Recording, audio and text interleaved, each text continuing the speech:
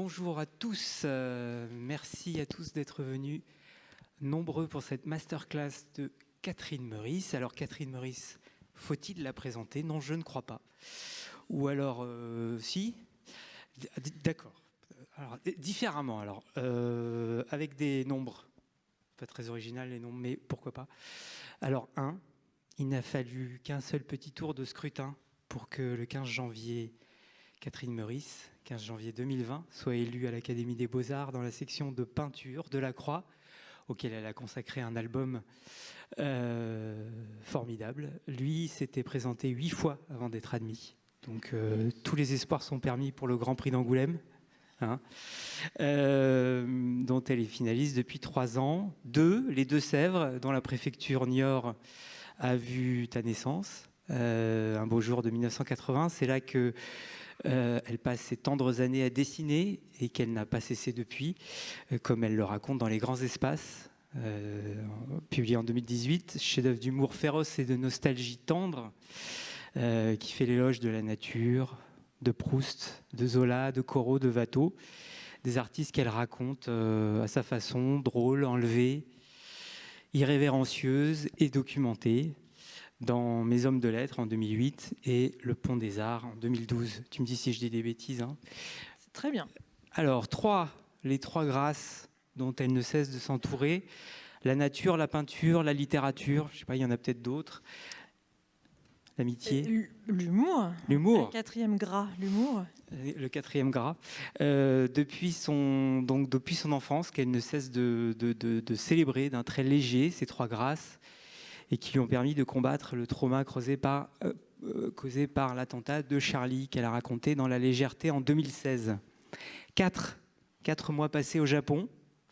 C'est sur ces rivages houleux que, toujours en quête de beauté, Catherine Meurice nous promène au fil de son pinceau en poil de tanuki. Voilà. Tout cela est raconté dans La Jeune Femme et la Mer, dernier album paru l'an dernier et prépublié dans La Croix l'Hebdo. Je fais ma pub, je suis journaliste à La Croix, et j'en suis un peu fier parce que l'album est super. Je vous le recommande si vous ne l'avez pas encore lu. À 8 ans, je crois que c'est à 8 ans, mais je ne sais pas. Ton affiche pour le festival du Chabichou. 16 ans. 16 ans. Ah mince. À 8 ans, je n'aimais pas le fromage. Alors, l'affiche est retoquée parce que la chèvre ressemble trop à Ségolène Royal. Voilà. Qui est élue de la région d'Orage. Elle s'improvise caricaturiste, qui est son futur métier. 10 années passées à Charlie Hebdo, à cultiver ton esprit poil à gratter, en bonne compagnie. À 17 ans, tu es lauréate du Grand Écureuil d'Or. Voilà, c'est ça, je ne savais pas. Concours de bande dessinée scolaire. À Angoulême. À Angoulême, voilà. Oui. Tout est voilà, la boucle est bouclée. J'ai eu à Angoulême. Ah oui, c'est ça.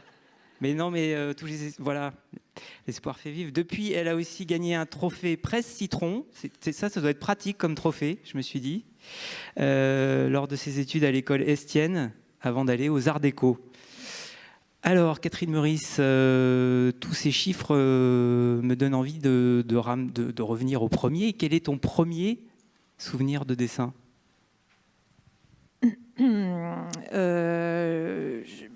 J'en ai pas ou j'en ai plein parce que je dessine depuis toujours, comme les dessinateurs et les dessinatrices, bien sûr. Non, je me souviens de peut-être... disons que ma mère se souvient d'un dessin que j'avais fait, je sais pas...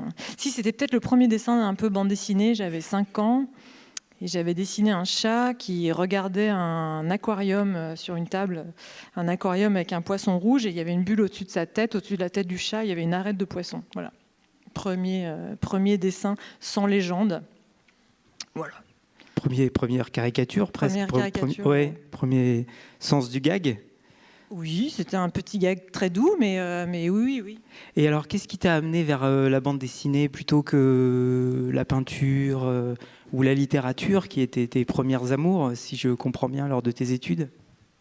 Ce qui est bien avec la bande dessinée, c'est que la littérature est dedans, donc elle s'entremêle. La peinture et la littérature sont dans la bande dessinée, se mêlent peuvent être présents dans ce médium, donc c'est parfait. Et non, tout s'est passé un petit peu intuitivement. Pendant très longtemps, je n'ai pas su ce que je voulais faire. Donc c'est pour ça que j'ai fait des études de lettres. Pardon pour les profs de lettres qui sont dans la salle. Non, j'ai adoré mes études de lettres, en particulier à la fac. J'étais à la fac de Poitiers. Et je me suis décidée à 19 ans à intégrer une école d'art parce que j'avais visité l'école et les travaux d'élèves m'avaient subjuguée. Je m'étais sentie, voilà, j'avais l'impression que je pouvais appartenir à cette famille. Et voilà, donc la bande dessinée, sinon elle est présente comme le dessin, parce que c'est du dessin depuis l'enfance. Je faisais des bandes dessinées avec ma sœur aînée. On inventait beaucoup d'histoires, surtout elle d'ailleurs. Moi, on inventait des magazines. Souvent, je créais les mots croisés, puis elle dessinait des pages de scénarios. Et voilà, c'est venu progressivement, mais ce qui est venu surtout en premier, c'est le dessin de presse et la rencontre avec les dessinateurs de Charlie. Parce que on peut dire que j'ai commencé par le dessin de presse qui a occupé 90% de ma vie.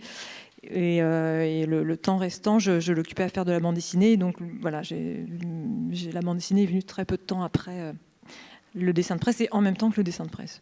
D'accord. Quelle différence tu fais entre ces deux arts graphiques, ces deux langages qui ont tout à voir et peut-être rien à voir? Ce sont deux métiers très différents, mais évidemment, c'est quand même, ils font partie d'une grande famille. Le métier de dessinateur de presse, en tout cas en ce qui me concerne les dessinateurs de Charlie, on court après l'actu. On a vraiment le nez dans le guidon et il s'agit d'absorber un peu tout ce qui se passe dans le monde et d'essayer de rire de ce qui se passe dans le monde, qui est pas toujours simple. Et le procédé, c'est qu'on va chercher à synthétiser vraiment de différentes informations en un seul dessin.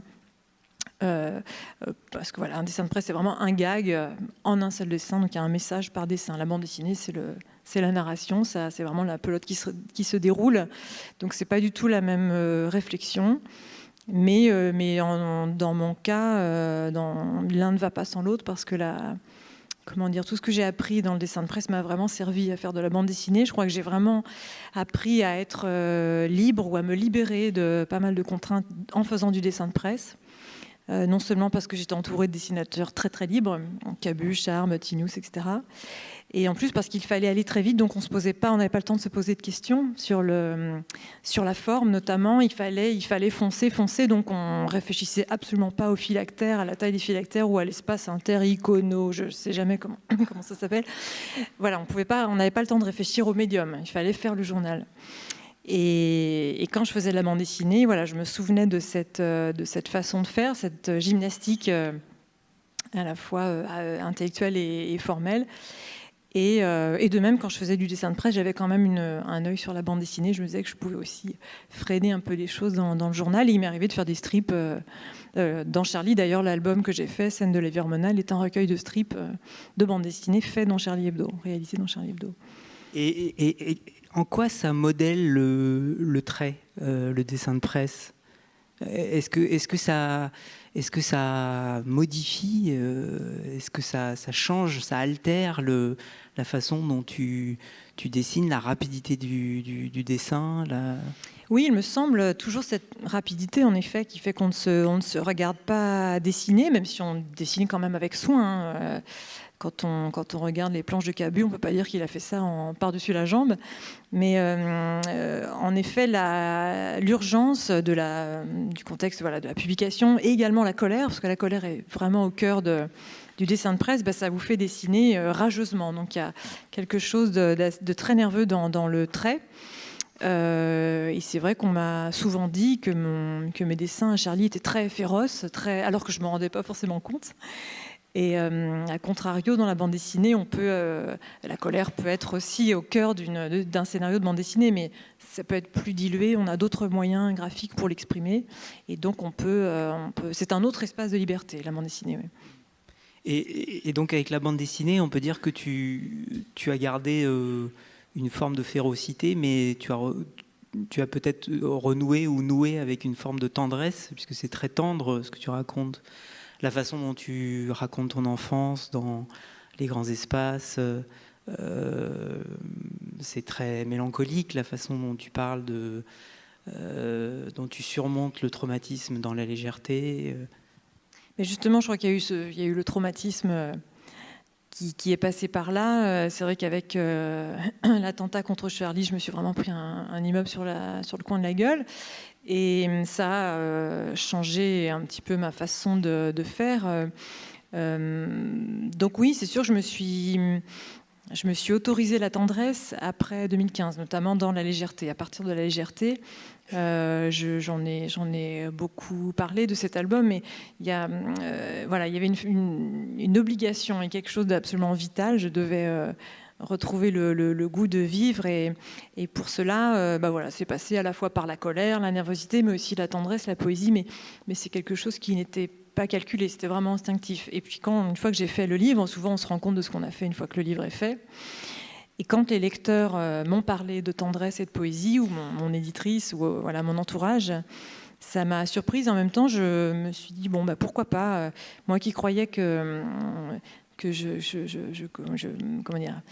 fallait s'interdire la poésie pour être drôle, parce qu'à Charlie, c'était surtout mon apprentissage. Charlie, c'est pas qu'on n'aimait pas la poésie, mais c'était pas la priorité, quoi. Il fallait surtout dessiner des culs et des Sarkozy qui se prenaient des trucs dans la tronche. Et la poésie, elle était incarnée par un autre dessinateur, presque le seul en fait, GB, qui est mort en 2004.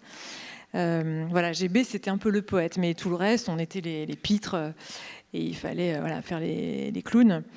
Et dans les bandes dessinées que j'ai faites avant la légèreté, c'était mener tambour battant, énormément de gags, et ça me convenait comme ça. Mais c'est vrai qu'il y a eu cette rupture en 2015 qui a fait que j'ai cessé d'avoir peur de la tendresse, et que je me suis rendu compte que c'était pas du tout incompatible avec l'esprit Charlie, et que je pouvais l'exprimer dans des livres. Alors, je repense à ce que disait hier Chris Ware lorsqu'il a reçu, lorsqu'il a décerné le Grand Prix hier soir, et que il a parlé de l'Ukraine en disant que il avait ça lui donnait envie de revenir à la table à dessin pour dire sa colère. Est-ce que la période qu'on vit te donne envie de revenir au dessin de presse, même si tu ne l'as jamais vraiment abandonné? Mais c'est sûr que oui, des grands moments absolument tragiques, comme la guerre en Ukraine, et un autre moment aussi qui était très, très douloureux, comme la pandémie en début 2020, avec tout ce qui s'est passé autour des soignants, etc. Là, j'avais une colère qui aurait pu me faire de nouveau participer à des journaux. Je ne l'ai pas fait, parce que je me suis retenue. Mais en effet, oui, la colère était là. Et là, l'Ukraine, c'est pareil. Il y a quelque chose qui démange parce qu'on est impuissant. Et le dessin est là pour régler un peu, ne règle rien, mais va régler une impuissance personnelle, va tenter de transformer une colère ou un sentiment d'injustice, d'impuissance, etc. Le dessin est là pour opérer une petite catharsis. Donc oui, ça revient. J'ai des bouffées comme ça de caricatures pour tenter de venger. Cabu disait, un dessin de presse, on venge le lecteur. Voilà, il y a la tentation de venger les faibles et de régler leur compte aux puissants. Mais bon, vaine opération. Oui. Alors, comment est-ce que tu travailles tes albums? Est-ce que tu travailles d'abord le scénario? Est-ce que tu le tapes? Il y a une exposition intéressante sur Goscinny à Angoulême qui montre toutes ces étapes très précises de la formule goscinnienne du scénario. Est-ce qu'il y a des étapes bien précises, ou est-ce que ça change selon chaque projet? Ça change selon chaque projet, mais il y a quand même au départ une intuition. Il faut vraiment que le projet soit absolument vital, qu'il soit vraiment, que je porte en moi. Je sais que je vais devoir le porter longtemps, plusieurs mois, le temps d'écrire, de réaliser, dessiner. Donc il faut que ce soit vraiment quelque chose qui soit de bonne compagnie, quoi. Donc j'ai pas intérêt à m'ennuyer. Et il faut que ce soit un scénario ou un projet que je puisse enrichir au fil des semaines, des mois. C'est quelque chose d'assez ouvert. Voilà. Donc, on peut prendre, je sais pas, plusieurs exemples. Mes hommes de lettres, qui est un peu ma première bande dessinée d'apparence classique, qui date de 2008, j'avais envie de... Je crois que c'est toujours comment dire, quelque chose d'assez sentimental. J'avais envie de... voilà, je commençais à être dessinatrice professionnelle et j'étais à Charlie, je commençais la bande dessinée, mais j'avais en tête mon passé littéraire, mes études de lettres, que j'avais abandonné pour faire du dessin. Donc l'abandon, ça m'ennuie. Donc je voulais réintégrer ce que j'avais appris au collège, au lycée, en lettres. Je voulais pas le perdre de vue, donc j'en ai mis un peu dans mes hommes de lettres et puis je l'ai brassé avec tout ce que j'avais appris à Charlie Hebdo et puis ce que j'avais en moi. Le Pont des Arts, c'est un petit peu le même procédé. Quoi d'autre? Moderne Olympia, c'est une commande du musée d'Orsay. Donc le mot commande, je me fige, ça me tétanise complètement. Donc il a fallu contourner la commande et transformer ça en terrain de jeu. Et les conservateurs d'Orsay et la directrice d'Orsay, qui à l'époque, qui est Laurence Descartes, qui est aujourd'hui directrice du Louvre, m'ont dit vous faites absolument ce que vous voulez, carte blanche, etc. Où là j'ai écrit un scénario, mais je pense qu'on verra des images, un scénario qui a été peuplé de dessins, mes scénarios ne ressemblent pas vraiment à des scénarios, et je ne fais pas vraiment de storyboard. Voilà, je crois que je laisse entrer les impressions, les émotions, les idées un peu tout au long du processus. Donc il n'y a pas d'écriture figée, et tout est un petit peu ouvert, jusqu'à ce qu'à un moment donné, quand même, ça se stabilise pour faire une histoire lisible. La légèreté, on l'a évoqué tout à l'heure, c'est un album vraiment spécial où je ne savais même plus que j'étais dessinatrice. Je pensais vraiment que je ne serais plus jamais dessinatrice, que tout s'écroulait. Donc il a fallu reprendre un peu tout à zéro. Et j'ai fait cet album en espérant aussi retrouver de la mémoire que j'avais perdue en partie après l'attentat. Les grands espaces, pareil, je me suis dit ça y est, j'ai retrouvé un peu de mémoire, donc je vais aller encore plus loin, je vais retourner à l'enfance. Voilà, c'est un peu flou peut-être ce que je vous raconte là sur la genèse des livres, mais c'est toujours un peu différent. Disons qu'il y a quelque chose d'extrêmement... j'ai l'impression que ça vient de loin, c'est derrière l'estomac, je sais pas ce qu'il y a, c'est loin là dans le ventre. C'est viscéral. Voilà, tout à fait, les viscères, voilà, c'est au niveau des viscères. Et ça vient, est-ce que ça vient d'abord avec des idées de dessin, des idées de gags, des idées de scénario? Est-ce que tu as un synopsis? Est-ce que tout ça est très organisé ou un peu anarchique? Ça arrive un peu de façon désordonnée sur la page blanche?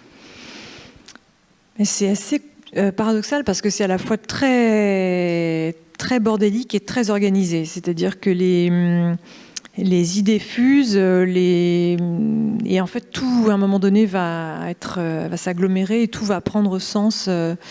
Donc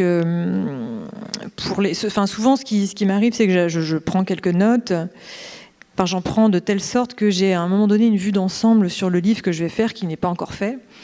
Et je vais me passer en revue dans ma tête, je vais feuilleter le livre qui n'existe pas encore, mais je vais le feuilleter la première à dernière page mentalement.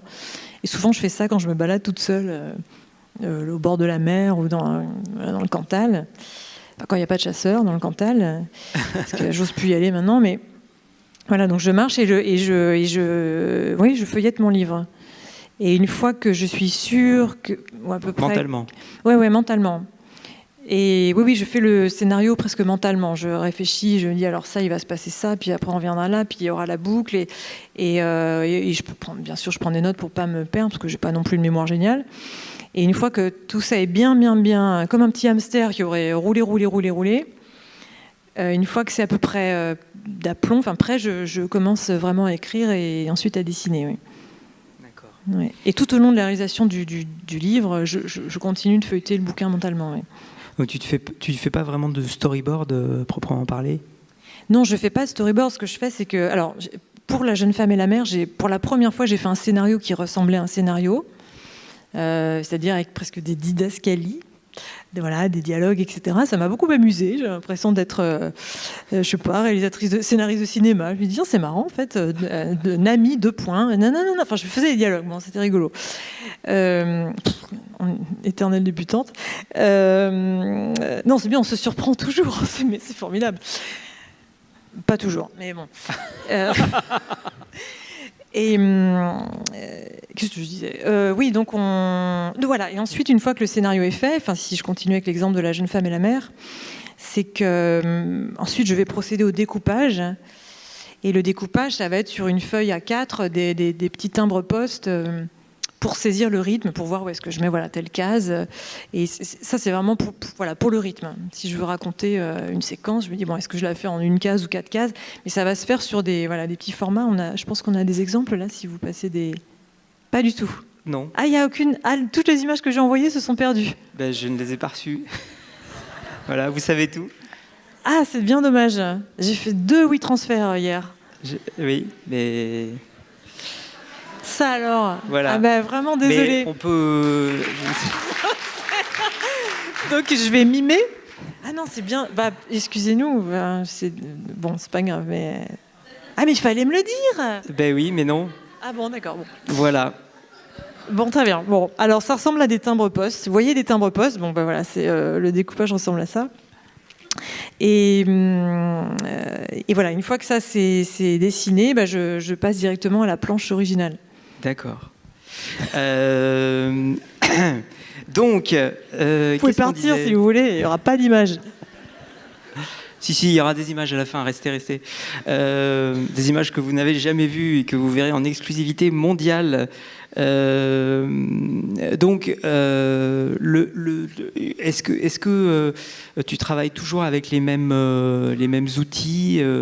Tu as beaucoup travaillé, tu l'as dit, à la plume. Est-ce que tu es passé aussi au crayon? Comment est-ce que tu choisis les outils et comment est-ce que tu choisis tes armes? Alors j'ai un outil de prédilection qui est la plume que je trempe dans l'encre de Chine, et je l'ai beaucoup utilisée quand j'ai fait de la presse et aussi pour mes premières bandes dessinées.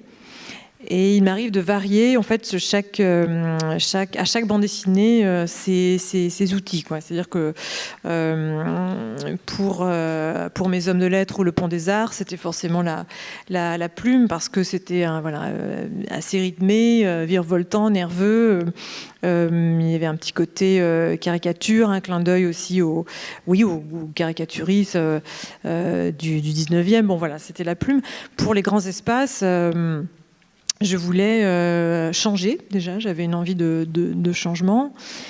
Et voyant que mon récit était un petit peu plus tendre, j'ai opté pour un outil plus tendre, donc le crayon de papier. Voilà, la mine de plomb qui m'a permis de dessiner mieux, sans doute, j'espère, les matières, les végétaux, la pierre. Voilà, je parle beaucoup de mur de pierre sèche, la pierre des Charentes, parce que ça se passe dans les Deux-Sèvres, c'est la même pierre qu'ici, une très belle pierre. Voilà, le crayon était idéal pour cela.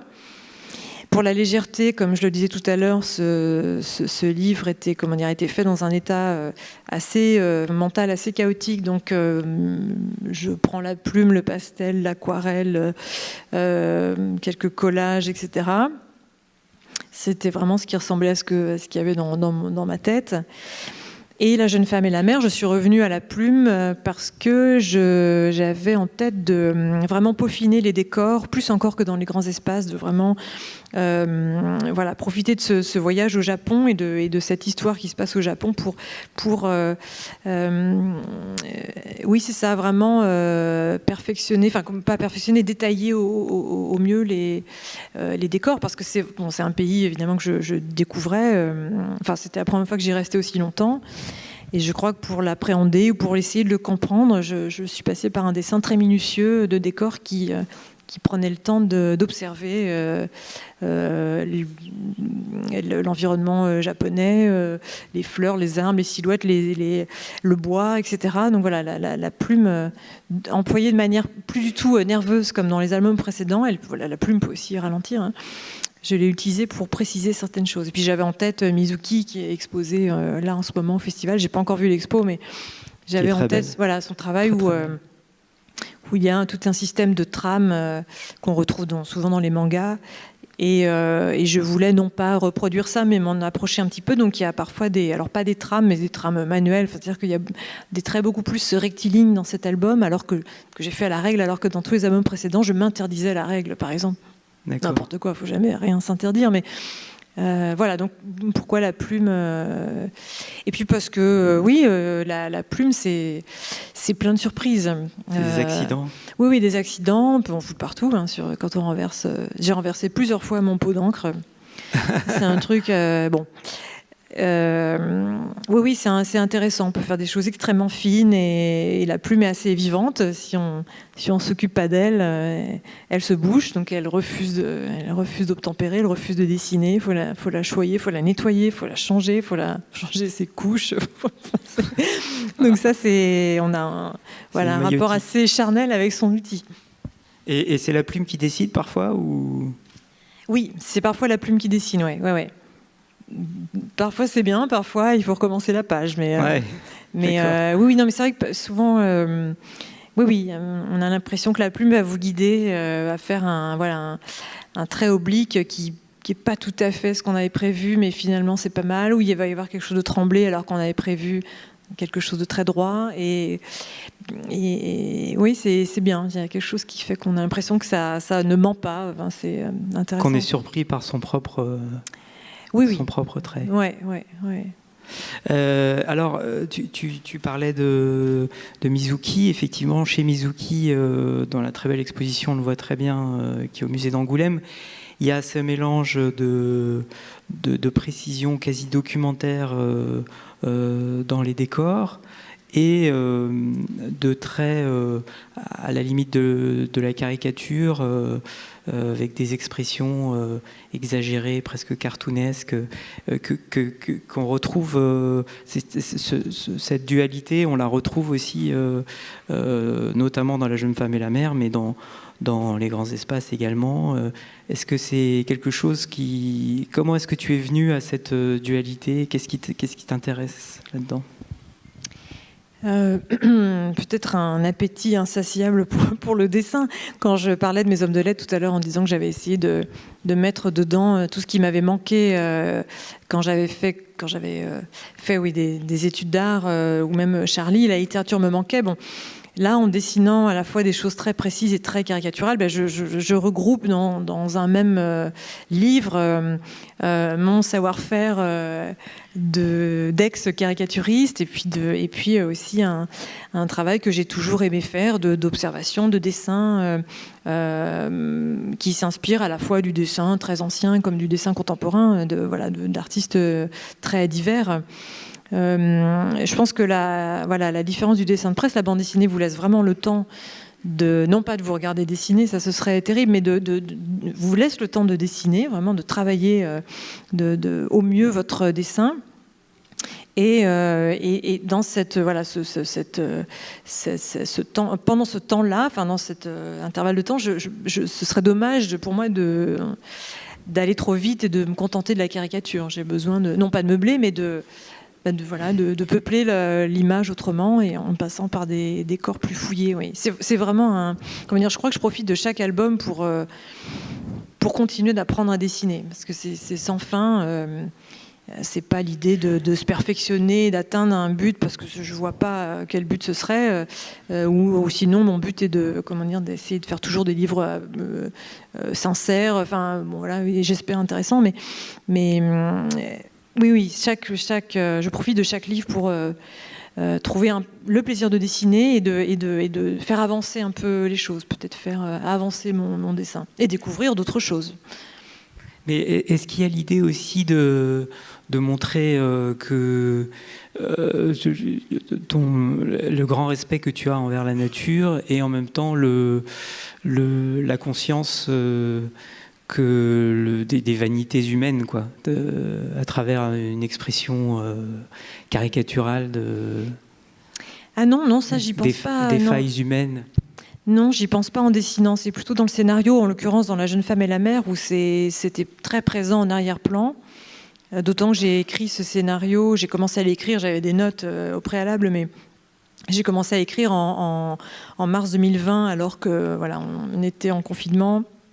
pour la première fois, et que il y avait on entendait beaucoup de choses sur notre rapport à la nature. On sait, vous vous souvenez que pendant les confinements, la biodiversité a soufflé un petit peu, la nature a soufflé, etc., parce que les activités humaines ont diminué. Donc ça, je voulais que ce soit présent en arrière-plan de ma bande dessinée. Mais dans le dessin, j'y pense pas. Non, je crois que je suis d'abord soucieuse de l'expression, du trait, d'essayer d'être juste dans les expressions, c'est trouver le bon rythme. Parce qu'à la fin, c'est un livre qui va être lu par quelqu'un d'autre que moi, donc il faut pouvoir être lisible. Alors, je voudrais juste qu'on montre, même si on n'a pas tout ce qu'on avait prévu de montrer, j'en suis désolé. Est-ce qu'on peut mettre à l'écran, s'il vous plaît? Voilà, donc ça, c'est la version noir et blanc de La jeune femme et la mer, qui est ton dernier album, et effectivement où on voit ce mélange, même s'il n'y a pas les couleurs, des deux styles. Je voulais juste qu'on parle de ce qui est présent à la fin, si j'arrive à l'afficher. Pour la jeune femme et la mer, je parlais de plume et d'encre de Chine, mais j'ai utilisé du fusain aussi. Je sais pas si... Voilà, il y a des dessinateurs dans la salle qui... s'intéresse à la technique, mais toutes les parties un peu opaques, c'est du fusain, ce qui m'a permis de dessiner plus facilement les volcans, les paysages, les silhouettes d'arbres, etc. Donc vous allez spoiler l'album, là, en fait, pour ceux qui... Je vais me faire virer si vous continuez. Donc voilà, je voulais montrer ce très, très bel herbier qui est présent dans cette version en noir et blanc, herbier en couleur d'ailleurs. Et est-ce que tu peux nous en parler et nous dire dans quelle mesure ça t'a inspiré? Alors c'est un herbier véritable, c'est-à-dire que c'est un extrait de l'herbier que j'ai constitué quand j'étais au Japon, au gré de mes balades. C'est un peu un réflexe que j'ai eu parce que j'ai pas vraiment d'arrière-pensée à ce moment-là. Et ça c'est un herbier que j'ai fait en 2018 quand j'ai fait ma résidence à la Villa Kujoyama. Et 3 ans, le bouquin, La jeune femme et la mer est sorti donc 3 ans après. Donc j'ai commencé à écrire 2 ans après la résidence. Et il se trouve que l'herbier finalement a une importance dans l'album. C'est moi qui vais spoiler du coup l'histoire, mais c'est pas grave, vous avez peut-être lu l'album depuis, mais c'est-à-dire que l'herbier arrive dans l'histoire à la fin, dans le sens où je pose la question, je me demande, mon personnage se demande comment entre autres, comment sauver les paysages qui disparaissent, parce qu'il est question d'un typhon qui va tout ravagé. J'ai moi-même vécu le passage du typhon Ajibi quand je suis retournée au Japon en 2019. Et c'est bien sûr une métaphore, ce typhon qui va ravager peut-être l'humanité, etc. En tout cas pas la planète, parce qu'un typhon, c'est un phénomène naturel, un cataclysme naturel qui n'a pas pour but de détruire la planète, mais juste saccager plutôt les activités humaines. Ou abîmer le paysage. Et je me demandais, que faire en cas de catastrophe. Donc tout au long du livre, mon personnage qui me ressemble se pose la question de la peinture, rencontre un peintre qui va aussi se poser un peu ce genre de questions. Et au gré de ces balades, elle constitue un herbier sans s'en rendre compte. C'est vraiment à la fin de l'album que le personnage de Nami fait comprendre à mon personnage qu'elle a constitué un herbier. Et ce que je dis dans ce livre, c'est que pour peut-être essayer de sauver quelque chose, nous avons la peinture, puisque la peinture va immortaliser les êtres et les personnages, et Nami en l'occurrence, et l'herbier qui contient les paysages vécus, mais les paysages observés. Et ça, c'est dans les dernières pages du livre. Parce que j'avais entendu par ailleurs il y a longtemps que c'est l'ancien directeur du Muséum d'histoire naturelle, qui était en charge de l'herbier du Muséum d'histoire naturelle de Paris. J'avais entendu dire qu'à partir des herbiers du 18e ou même avant, on pouvait retrouver l'ADN des plantes et donc reconstituer des plantes à partir des plantes séchées. Et donc il y a cette idée-là qui est un petit peu derrière ces dernières pages de La jeune femme et la mer, on peut reconstituer quelque chose après la catastrophe. Et donc l'herbier, j'en dessine une partie dans le livre. Mon personnage constitue un herbier, etc. Et en réalité, j'en ai vraiment fait un, et c'est celui-ci. Ouais. Comme dans les grands espaces où on vous voit au Louvre avec votre sœur devant ce tableau qui montre des artistes dans une galerie du Louvre lui-même. C'est une espèce de mise en abîme du tableau qui peigne dans cette galerie abandonnée à la nature avec un toit troué. Oui, c'est ça, c'est un tableau d'Hubert Robert, c'est un peintre que j'aimais quand j'étais gamine, très romantique. Il faisait des vues imaginaires du Louvre ou de Paris avec des temples, des choses très imaginaires qui venaient de son imaginaire. Et en effet, ce tableau de la grande galerie du Louvre, c'est un tableau qui représente cette grande salle, au toit percé, et la végétation commence à l'envahir, et on a quelques petits personnages qui sont parmi les ruines, et ce sont des peintres. En tout cas, il y a un peintre. Et c'est vrai que je vous disais tout à l'heure qu'on se rend compte parfois de ce qu'on a fait une fois que le livre est fait, mais c'est un peu après avoir fait les grands espaces que je me suis dit, tiens, c'est drôle. Je parle encore de mon inquiétude de la perte, ou disons comment faire pour tenter de ne plus perdre certaines choses. Je pense que il y a Charlie le 7 janvier 2015 qui est passé par là, et cette idée est un petit peu présente sous une autre forme dans La jeune femme et la mer. Ouais. D'accord. Et le roman dont tu t'inspires, Oreiller d'herbe, dans La jeune femme et la mer, ça raconte le cheminement d'un peintre qui échoue à peindre et ne parvient qu'à composer des haïkus. Ça fait un peu penser à ton parcours. Est-ce que, ou inverse plutôt, puisque tu es parti de la littérature pour arriver au dessin, même si tu as toujours dessiné, mais disons qu'à un moment de ta vie, tu t'es demandé si tu continuerais le dessin. Est-ce que tu as parfois des pannes d'inspiration, et est-ce que c'est pareil, un petit coup au Louvre et ça va mieux? Là, c'est pas que je suis en panne, mais là, par exemple, si vous me demandez d'écrire quelque chose, j'en suis incapable, parce que je sors de La jeune femme et la mer. Il faut que je m'en débarrasse pour pouvoir retrouver l'inspiration. Mais bon, ça se passe comme ça après chaque livre, donc je ne suis plus inquiète, même si quand même il y a toujours un petit doute. On dit, est-ce que je vais pouvoir y retourner? Voilà, donc non, je sais plus quelle était la question. Est-ce qu'il y a des pannes une peur de la page blanche parfois? Ah non, j'ai pas du tout peur de la page blanche, pas du tout. Ou une panne d'inspiration? Non, je crois que là encore, mon ancien métier de dessinatrice de presse m'a habituée à remplir la page. D'accord, à y aller, quoi. Faut y aller.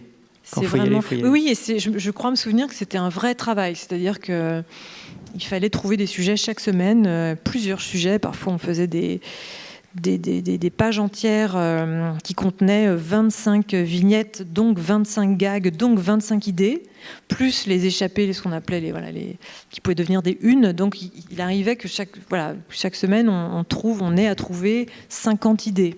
Ou 70, ou parfois 10. Mais, et donc au début, c'est un peu difficile, et puis après, ça devenait routinier. Donc c'est un travail comme un autre, quoi. Et non, j'ai pas peur de la page blanche. Je me dis que si elle reste un peu blanche quelque temps, c'est pas si grave. Quelque chose reviendra. Voilà. Alors, pour parler des projets justement ou des choses à venir, parmi les choses que j'ai reçues, il y a... Mon rib. Pardon? Mon rib. Oui, c'est ça. Voilà, exactement. Et ça, il faudra voir avec le festival. Moi, je suis un peu. Il y a les Fables de La Fontaine que tu as illustrées et que les étudiants de CM2, les élèves de CM2, pardon, vont avoir la chance d'avoir à la fin de l'année les Vénards. Donc, est-ce que tu peux nous en parler? Oui, alors ça c'est un projet qui, comment dire, c'est une commande qui m'a été passée là l'an dernier. En fait, c'est un livre C'est une proposition du ministère de l'Éducation nationale. Ça s'appelle un livre pour les vacances. Voilà, c'est le ministre qui a décidé d'offrir un livre de fables à tous les CM2 de France. Et donc ce livre va être offert au mois de juin. Et par ailleurs, il sera édité pour tous les publics et commercialisé en septembre, édité par la RMN, la Réunion des musées nationaux. Donc ça fait 4 ou 5 ans que cette opération a lieu.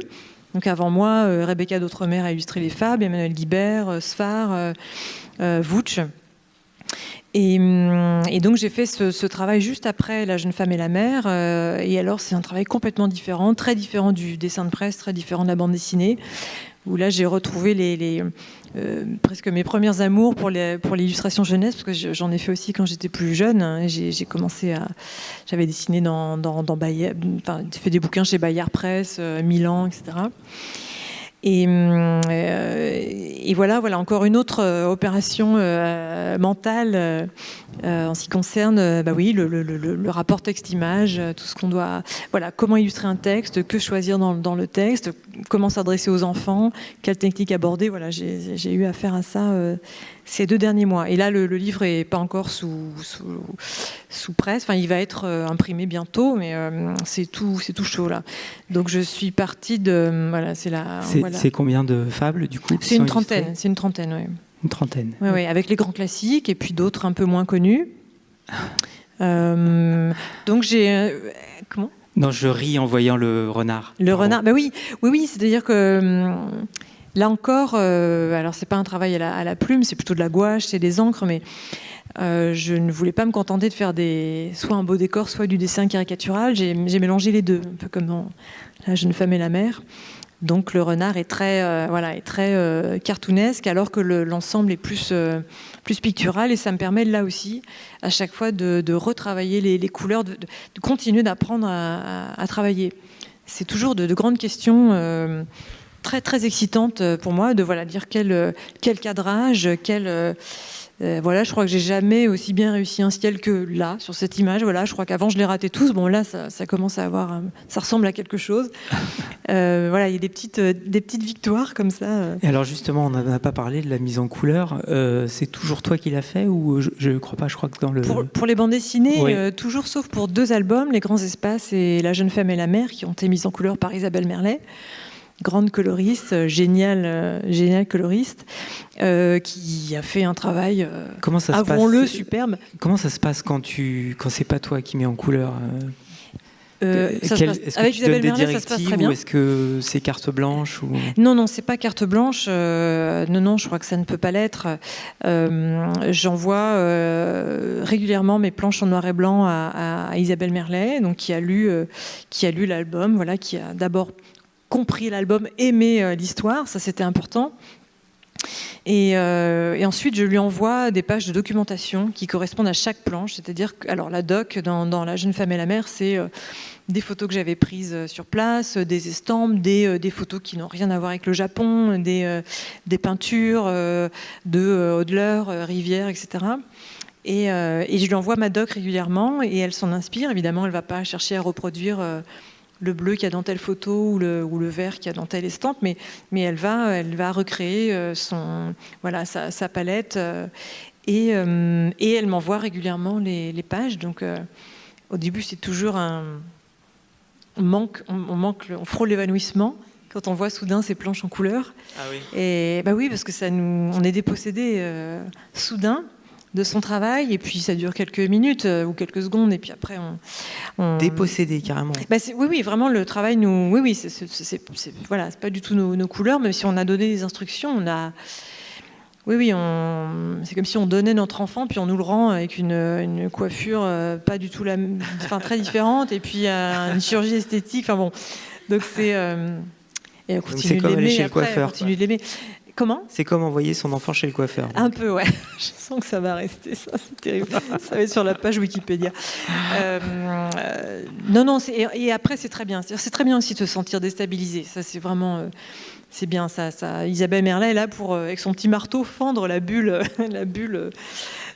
aux parois très solides dans laquelle je suis depuis plusieurs mois quand je réalise un album. Donc c'est très bien. Et quand c'est toi qui mets en couleur, à ce moment-là, bon, bah, t'es maîtresse à bord. Comment est-ce que tu disais que tu étais très satisfaite du résultat. Alors très satisfaite. Non, il y a toujours un truc qui va pas. Je vous le dirai pas. Mais ouais.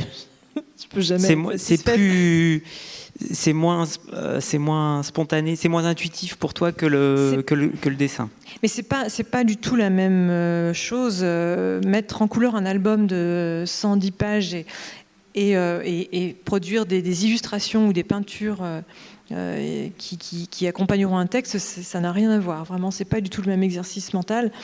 J'ai confié mes pages à Isabelle parce que je savais qu'au bout de plusieurs mois de dessin sur La jeune femme et la mère, je serais exténuée, que j'ai mis toute mon énergie dans le dessin, dans le découpage, etc. Et si j'avais fait mes couleurs moi-même, ça aurait manqué de jus. Ça aurait été complètement fadasse, en fait. J'aurais pas osé. J'aurais vraiment été trop fatiguée pour penser à mettre du piquant dans les couleurs parce qu'il faut vraiment, on avance progressivement sur les pages et puis il faut avoir quand même une vue d'ensemble à chaque fois. Les couleurs viennent indiquer quand même tels événements dans l'histoire. Bon, c'est une grande alliée, la couleur. Donc je savais que je n'aurais pas la force de faire ça et par ailleurs j'avais très envie de travailler avec Isabelle Merlet. Donc ça s'est passé comme ça. Pour les fables, non, là tout vient en même temps. Enfin, le texte est à part, bien sûr, mais après la composition, la couleur, la matière, avant de produire une illustration pour les fables, c'était même la matière qui arrivait en premier. C'est-à-dire que je voulais ou je sentais qu'il fallait que j'utilise de la gouache ou il y avait quelque chose d'assez, oui, je sais pas, organique, très intuitif une fois de plus, qui précédait presque le travail intellectuel de qu'est-ce que j'illustre, etc. Donc c'est très différent. Ouais. D'accord. Alors l'un des derniers projets que tu as, c'est ces pages, je crois que c'est dans Zadig, c'est ça? Ça, c'est dans Philosophie Magazine. Dans Philosophie Magazine, que tu vas édité en album, qui sont très drôles. Oui, on fait chez Dargaud cet automne, on publie la compile de ces planches absolument hilarantes sur la philosophie, sur les philosophes. Voilà, ça fait quelques années que je travaille pour Philosophie Magazine. En fin de journal, je fais 2 planches comiques, pleines de profondeur, bien sûr, mais non, c'est essentiellement du gag sur les philosophes. Et voilà. Et voilà, et donc on le sort en album et il s'agit beaucoup de philosophes mâles.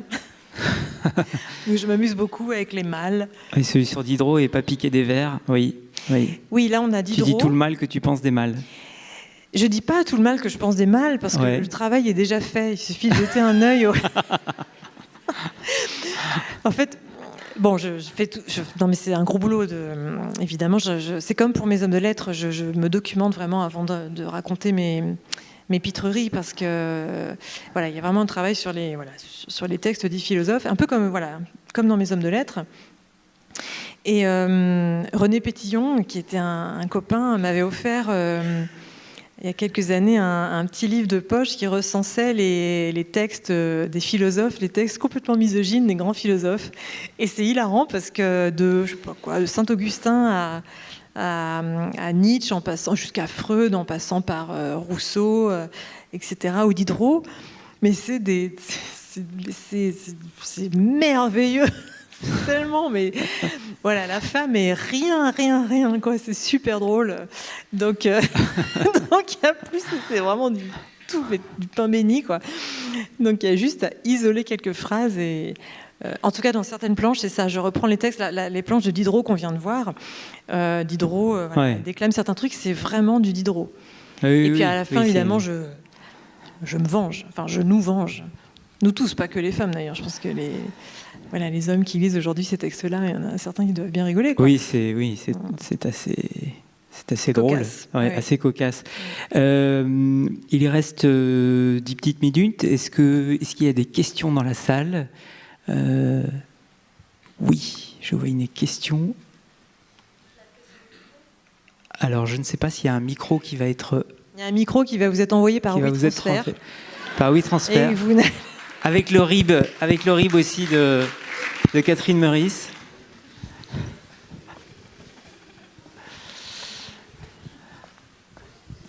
C'est là. Pardon. Merci. Je sais pas si ça marche. Je suis pas sûre.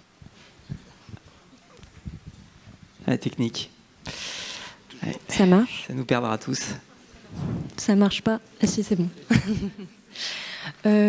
Oui, j'avais une question. Est-ce que, à un moment donné dans votre vie de dessinatrice, on vous a donné un conseil qui vous a fait changer votre façon de dessiner? Alors j'ai en tête deux moments. Le premier, c'est quand j'étais étudiante à l'école Estienne, je préparais mon diplôme de fin d'année, donc j'avais, je sais plus, 20 ans.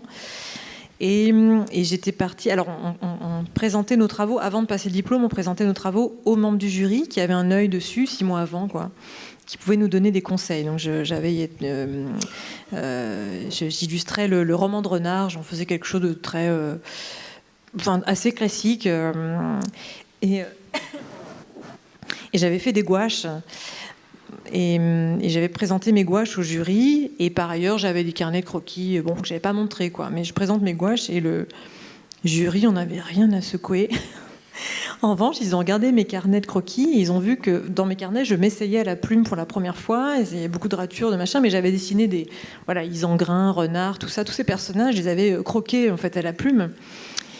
Et je me souviens très bien qu'ils m'ont dit non, mais tu oublies les peintures là. Par contre, là, ce qu'il y a dans tes carnets, là, ça c'est toi. Et alors j'étais un peu étonnée parce qu'il y avait beaucoup de tâches. Donc je me suis dit, tiens, je suis une tâche. Enfin bon. Mais quand on est jeune, on fait beaucoup de raccourcis.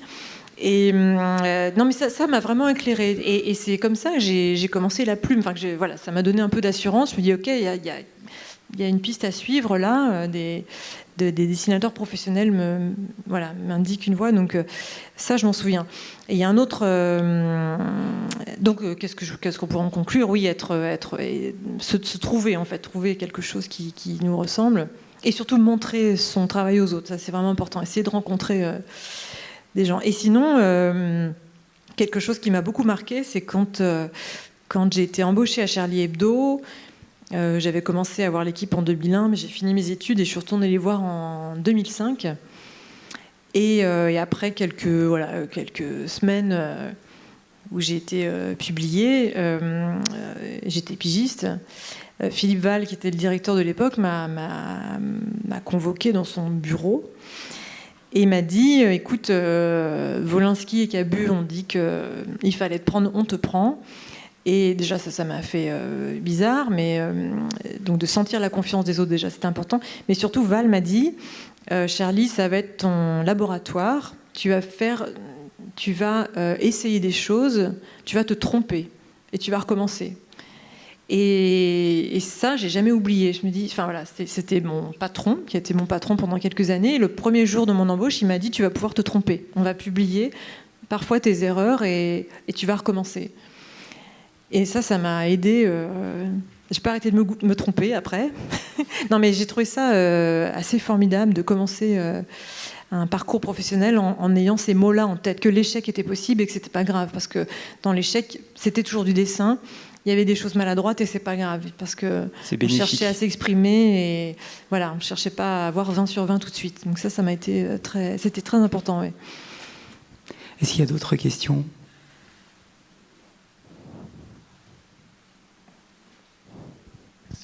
Pas d'autres questions? Mais si, quand même.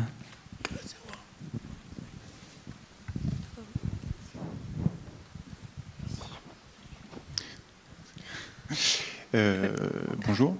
Moi, je me demandais comment vous gérez... en gros, dans le dernier livre que vous avez fait, il y a les personnages qui sont très, très vivants, très jetés, et à côté, il y a des décors super précis et travaillés.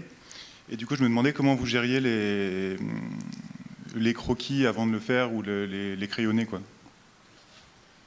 Je sais pas si c'est... C'est une bonne question. J'essaie de me souvenir comment j'ai fait. Déjà, est-ce que vous faites des crayonnés? Si, il y a des crayonnés très légers immédiatement sur le papier. Je ne sais pas où vous êtes, pardon, je vous ai perdu du... Ah, vous êtes là, oui, je regardais là-bas, n'importe quoi, vous êtes là. Très bien.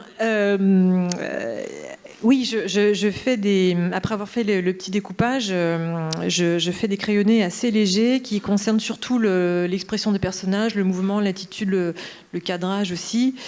Et le décor, ça viendra plus loin. Enfin, même si quand on dit décor, c'est bien aussi d'intégrer le paysage. Il ne faut pas que ce soit qu'un décor. Mais il y a un travail qui est fait... oui, c'est vraiment un travail qui est fait de part et d'autre. D'abord la gestuelle du personnage, le rythme. Et par ailleurs, je vais bosser d'après une documentation. Comment dire? Oui, pardon, je réfléchis tout en vous répondant là, parce que c'est vrai que je me rends pas trop compte quand je dessine, mais je vais vraiment me documenter. Si par exemple je dois travailler, on n'a pas d'image ici, mais si par exemple la première image qu'on a vue tout à l'heure, l'entrée là où je dis arigato.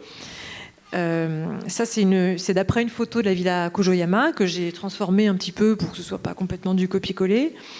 Et j'ai arrangé un petit peu les armes, etc. Donc ça, c'est presque un dessin photographique. Et devant, je vais intégrer le petit personnage. Et j'ai esquissé plusieurs fois le personnage devant, quoi. C'est vraiment les personnages qui vont me demander le plus d'esquisses, le plus de crayonnés, ouais. Je ne sais pas si ça répond à votre question. Mais, ouais. C'est pas du tout intellectualisé en fait, c'est ça qui est. Il n'y a pas de méthode. C'est un équilibre, s'il y a quand même. Il n'y a pas de grille, de façon de procéder, ça change à chaque fois. C'est plus non, de l'ordre. Je dirais pas que ça change à chaque fois. Il y a quand même, on a quand même des procédés. C'est pas du tout anarchique, mais non. Par contre, c'est pas si facile d'en parler parce qu'une fois qu'on est sur le travail, tout est en tension en fait. L'esquisse, le travail. Quand on commence à esquisser le personnage, le décor n'existe pas, mais on sait qu'il est là, donc on l'a mentalement. Et par ailleurs, il y a des cases où il y a pas de décor, où c'est juste le personnage, donc où il y a beaucoup de mouvements, où il va y avoir vraiment du blanc derrière, donc c'est encore autre chose. Il faut savoir équilibrer entre des moments. Vous l'avez reçu, mon transfert? Eh oui. Est-ce qu'on peut voir les images? Merci. Eh oui, petit décalage. Ah, bravo. Heureusement qu'on a le Wi-Fi ici. Hein. C'est quasiment une fable de La Fontaine. Hein. C'est quoi? Tout arrive à point. Ouais. Mais je crois que vous noyez comme l'âne avec ses éponges. Exactement. Je suis complètement noyé dans ma sueur et dans ma... Oui, merci beaucoup. Merci Catherine. Donc vous n'êtes pas l'agneau qui se fait bouffer par le loup, ça va. Vous savez nager. Ouais. Qui est le loup, qui est l'agneau, je ne sais pas. Alors, là, ce sont des... Oui, parce que vous m'aviez demandé des... Oui. Il m'avait demandé beaucoup de choses. Non, de la doc qui était à l'origine. En fait, non, vous m'aviez demandé... Je fais des questions. Ouais, c'est mieux. Voilà, vous m'avez demandé si j'avais dessiné quand j'étais en résidence au Japon. Et je vous avais répondu pas beaucoup, presque pas. J'ai fait quelques carnets, donc ça, ce sont des extraits. Mais j'ai très peu dessiné parce que je me suis surtout baladée le nez au vent à emmagasiner tout ce que je reniflais, tout ce que j'observais, tout ce qui se passait. J'ai fait beaucoup de photos. Pas du tout des photos d'art, hein, ça je sais pas faire, mais j'ai eu l'intuition qu'il fallait que je photographie un chemin, une pancarte, et finalement toutes ces photos que j'ai amassées m'ont servi pour faire la jeune femme et la mère. Ça a été vraiment une documentation utile. Mais là, vous avez sous les yeux les carnets que j'ai faits sur place. Donc c'était celui que vous êtes en train de montrer, c'était plutôt au printemps. Le précédent, c'était à la fin de l'hiver, parce que je suis restée de février à fin mai. Donc j'ai saisi quelque chose, mais c'était pas. Il y avait tellement de choses à absorber là-bas que. Et puis j'avais pas de temps à perdre. 4 mois, c'est pas si long en fait. Donc je voulais d'abord tout regarder et dessiner plus tard. Voilà. D'accord. Donc là, c'est aussi Là, pour le coup, c'est le scénario. Ça, c'est le scénario. Je disais tout à l'heure, la jeune femme et la mère, c'est le premier scénario qui ressemble à un scénario. Oui. Attendez, non, c'est quoi? Je ne sais pas si vous avez 1h30 devant vous, parce qu'on va recommencer Voilà, l'interview. c'est bien. Oui, ça c'est la jeune femme et la mère. Donc un scénario écrit, mais qui est retravaillé. Et je pense que je l'ai écrit en quelques semaines, mais j'ai mis 2 à 3 mois avant de le figer, avant de le faire lire à mon éditrice. D'accord. Et ça, c'est 2 pages qui correspondent à l'ensemble de l'album? Non, quand même pas. Ah non, c'est 2 ouais. pages qui correspondent à peut-être 4 planches ou 2 planches. D'accord, 4 planches, ok. ouais. Donc c'est très écrit. Ouais. Ok. Alors, il y a les fameux timbres-poste, si j'arrive à les afficher.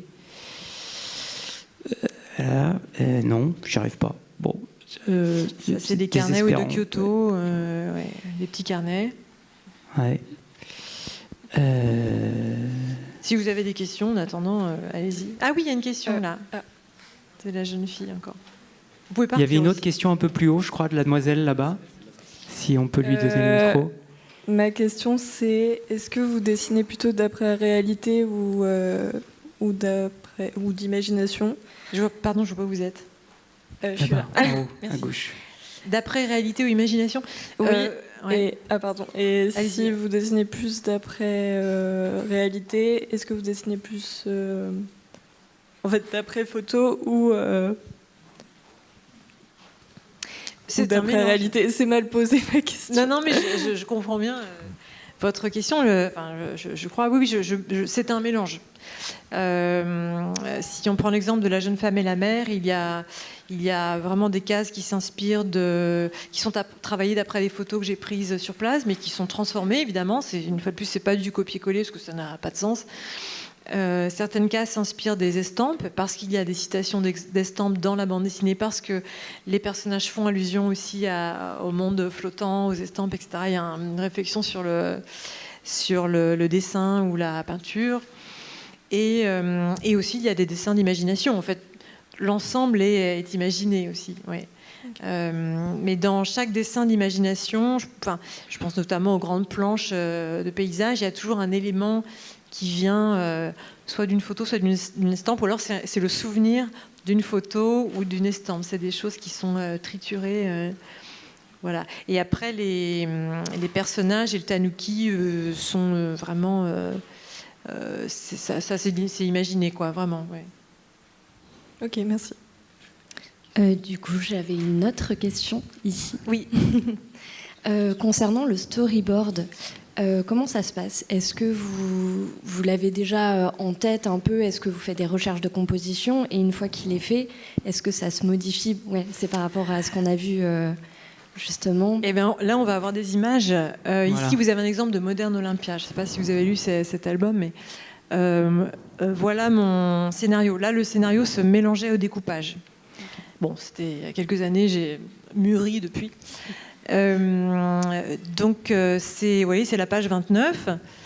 Et donc, vraiment, c'est comme si le dessin arrivait pour le coup en premier. Les gags sont là, toquent à la porte, ils veulent absolument exister. Donc, ils s'imposent. Et les dialogues arrivent et la composition arrive. Donc, après, je vais préciser certaines choses. C'est un mélange vraiment d'idées, de dialogues. C'est un peu le bazar. Je crois que je suis la seule à le comprendre. Et sur la droite, vous avez la page suivante où... Là, c'était déjà mieux mis en place. Et comme vous voyez, je prends... C'est pas la peine pour moi de détailler le storyboard. Ça n'a aucun intérêt. Je veux juste voir où est Olympia, quel est le cadrage. Le mouvement. Comment ? Le mouvement. Le mouvement, exactement, le rythme. Et puis, il y a toujours des surprises dans l'esquisse. Par exemple... En bas à gauche, Olympia a la tronche dans un bouquet de fleurs. Ça, je sais pas si, on a l'impression qu'elle a des cornes de nonne, de religieuse, mais c'est voilà. En face, il y a le pitre qui a le fifre dans les fesses, mais évidemment, c'est bon. Faut lire l'album pour comprendre. Mais et par exemple, Olympia qui a le nez dans le bouquet, je trouve, c'est rien du tout. Mais là, j'ai essayé de retrouver l'expression qui, je crois, est beaucoup plus rigolo sur cette esquisse que dans le dessin final, la planche finale. Avec une annotation Demoiselle de Rochefort. Ah oui, j'avais en tête, oui, parce que parce qu'il y a des chansons dans Modern Olympia, donc oui, elles se mettent à chanter, elles se mettent à danser, qu'est-ce que chat au piano, Aristocha, n'importe quoi. Enfin, bon, j'ai pas mis les Aristocha, je me suis pas inspirée des Aristocha, mais et finalement le chat ne fera pas de piano, je crois, mais je pastiche une chanson des Demoiselles de Rochefort, oui. Est-ce que vous êtes une cinéphile comme Christophe Blain? Il y a une très belle expo sur Blain et le cinéma. Non, pas autant, je crois pas. Non. Le cinéma, je crois que le cinéma est très présent dans Modern Olympia, un petit peu dans La jeune femme et la mère, parce que j'ai revu des Ozu, des films d'Ozu, et d'autres. Mais non, je regarde beaucoup de films, mais je saurais peut-être pas en parler, ou je crois que je les utilise pas autant que Christophe. Est-ce qu'il y a une dernière question? Ah, il y a 2 dernières questions. Bon. Il y en a 3. 3 dernières questions. Ah ben maintenant qu'on monte les images, la demoiselle qui a le micro déjà. Tout le monde se réveille. En haut à gauche. Donc moi j'avais une question. Tout à l'heure vous avez dit mon personnage qui me ressemble. Vous n'avez pas dit moi en fait, vous avez dit mon personnage qui me ressemble. Donc moi j'ai une question un peu sur le caractère autobiographique de vos albums et savoir un petit peu si vous reconnaissez dans ce terme d'autobiographie. Et si ce genre-là, en fait, a des vertus, et si la bande dessinée est un bon médium, en fait, pour se raconter, en fait. Oui, je crois que la BD est un bon médium pour se raconter. Julie Doucet, Grand Prix, par exemple, elle a très bien utilisé la BD pour parler d'elle, et puis on a des tas d'autres. Mais moi, l'autobiographie, c'était pas prévu. L'autographie ou l'autofiction, c'était pas prévu. C'est vraiment c'est Charlie Hebdo. Enfin, c'est le 7 janvier 2015 qui m'a poussée à me raconter. C'était quelque chose que je ne voulais pas faire auparavant parce que ça ne me venait pas à l'esprit. J'étais bien là à être dans l'ombre, à mettre sur scène mes petits personnages, à jouer avec eux, comme dans Mes Hommes de Lettres, Le Pont des Arts ou même Modern Olympia. Et puis il y a eu vraiment une sorte de crise d'identité quand même après l'attentat. Et pour dire les choses un peu de manière raccourcie, mais la légèreté, je me suis destinée de la page 1 à la dernière page en train de marcher, et c'est vraiment moi pour me prouver que j'étais pas morte, quoi. Vraiment, il y avait vraiment ça, quoi. Quelque chose de très très très dramatique au fond. Donc avec la légèreté, j'ai jamais autant touché du doigt cette vertu de la bande dessinée, du livre, etc., qui est que voilà, certains livres peuvent sauver, ou la pratique artistique peuvent sauver, je ne sais pas, mais enfin vraiment vous aider, quoi. La catharsis. Et voilà, catharsis. Et après, en faisant les grands espaces, je me suis dit tiens, c'est bien l'autobiographie, je vais continuer. Non, en fait, ce qui s'est passé, c'est que je me suis rendu compte que le lecteur n'était pas effrayé par ce que je racontais de moi, parce que c'était quand même me dévoiler, donc j'avais assez peur de ça, même si bien sûr il y a beaucoup de choses que je ne raconte pas. Et peut-être que l'entreprise cathartique n'était pas tout à fait terminée, donc je suis allée vers l'enfance. Il m'a été, ça a été comme une évidence d'aller ensuite du côté de l'enfance pour retrouver de la mémoire, comme je le disais tout à l'heure, mais aussi des sensations d'enfance, et surtout après avoir tout perdu ou presque, enfin beaucoup perdu en 2015. Des amis, des rires, des souvenirs, un lieu de travail, une équipe, etc. Je me suis dit, là, je vais essayer de rassembler un peu tout le monde. Donc, il y a mes parents et ma sœur, enfin ma famille dans les grands espaces, ma maison d'enfance, le jardin d'enfance. Voilà, il y a des choses dont je voulais pas me séparer. C'était très, très, très, très important. Et maintenant que je m'éloigne de 2015, voilà, je crois que les livres sont plus apaisés. Delacroix était très éloigné de tout ça. Et La jeune femme et la mère, même s'il y a, comme on le disait tout à l'heure, quand même, l'idée d'une catastrophe. La légèreté, j'ai dessiné après la catastrophe. La jeune femme et la mère se posent la question de qu'est-ce qu'on peint avant une catastrophe, qui cette fois-ci est naturelle. C'est un scénario quand même qui s'éloigne du choc 2015. Mais en tout cas, oui, je crois que je n'aurais jamais osé me raconter, même si on trouve par exemple dans la bande dessinée Savoir vivre ou mourir, il y a un personnage qui me ressemble fortement, mais c'est la fusion de moi et d'une copine journaliste, Agathe André, avec qui on avait fait un reportage chez Nadine de Rothschild. Donc c'est un personnage qui me ressemble parce que j'étais plus facile à dessiner que ma copine Agathe. Et donc c'est un personnage un peu, enfin pas désincarné, mais qui n'est pas complètement proche de moi. J'osais pas du tout. Non, la légèreté a vraiment changé les choses, et à présent, je ne suis pas, je vais pas forcément continuer dans cette veine, quoi. Je le fais quand ça s'impose et quand j'espère que ça va être intéressant. Sinon, c'est pas une obligation. Alors, est-ce qu'on peut prendre peut-être une dernière question parce qu'on a déjà bien dépassé. Désolé. Une autre aussi, là, après, Oui, c'était il n'y a pas très longtemps, j'ai vu une conférence avec un coloriste qui m'avait un peu choquée parce qu'il disait l'aquarelle, il faut... Un coloriste. Un coloriste. Il disait l'aquarelle, il faut totalement bannir de la bande dessinée, ça se scanne pas bien. Et je trouvais ça un peu étonnant. C'est pas d'habitude, j'entends plus qu'on essaye tout ce qu'on peut et on voit ce qui marche. Est-ce que vous avez des techniques ou des matériaux que vous bannissez dans votre art? Des matériaux qui quoi, pardon? Que vous bannissez que dans vous... votre art. En vue de... Comment dire, Pardon. Des matériaux que je bannis parce que je sais que le procédé... Ça ne rendra pas bien parce Oui, que... là, vous parlez de la fabrication du livre. Alors, l'aquarelle, c'est pas à bannir, mais c'est vrai que c'est compliqué à scanner. Ouais. Ça, c'est un problème. Donc, ce que je fais souvent, c'est que je dessine le trait d'un côté sur un papier à part et je fais les aquarelles sur un autre papier. Je vais scanner, c'est très technique, mais je vais scanner les deux parties, les réunir sur Photoshop, par exemple. Mais je ne bannis rien, mais c'est vrai qu'on se rend compte parfois qu'il y a des choses qui passent pas bien à l'écran, mais enfin, quand même, avec les procédés actuels, on peut quand même faire beaucoup de choses. Donc moi, je dirais non, ne rien bannir. Non, c'est dommage. Faut rien s'interdire. Non, faut rien s'interdire. Après, bien sûr, les éditeurs, les graphistes et les imprimeurs sont là pour vous dire ce qu'il est possible de faire ou pas. Et c'est ça qui est intéressant d'ailleurs. Quand je suis allée au calage pour certains de mes albums, notamment La jeune femme et la mère, et on accepte évidemment que le bleu qu'on a en tête et qu'on voyait sur notre écran ou sur notre page ne sera pas le même imprimé. Mais moi, je trouve ça passionnant. C'est-à-dire qu'il s'agit, c'est une question d'encre, de rotative, etc., etc. Je trouve ça super qu'il y ait des petites transformations au fil de la fabrication d'un livre, quoi. Ça rend le livre vivant et puis ça veut dire qu'on n'est pas seul maître à bord. C'est une histoire d'équipe aussi, donc c'est bien. Monsieur qui insistait là. Oui, alors la toute dernière question, parce que là on a beaucoup dépassé, et qui est juste devant là, pardon. Merci beaucoup. C'est une question simple. J'aimerais savoir combien de temps avez-vous mis pour faire La jeune femme et la mère?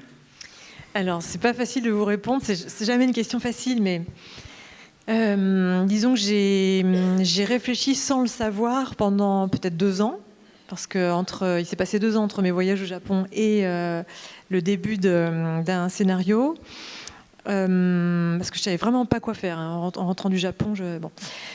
Et ça s'est un peu déclenché en mars 2020. Comme je disais tout à l'heure, je crois que j'ai mis 2 semaines à écrire le scénario, mais 3 mois ou 4 mois pour vraiment le refeuilleter en tête et puis la noter, le perfectionner.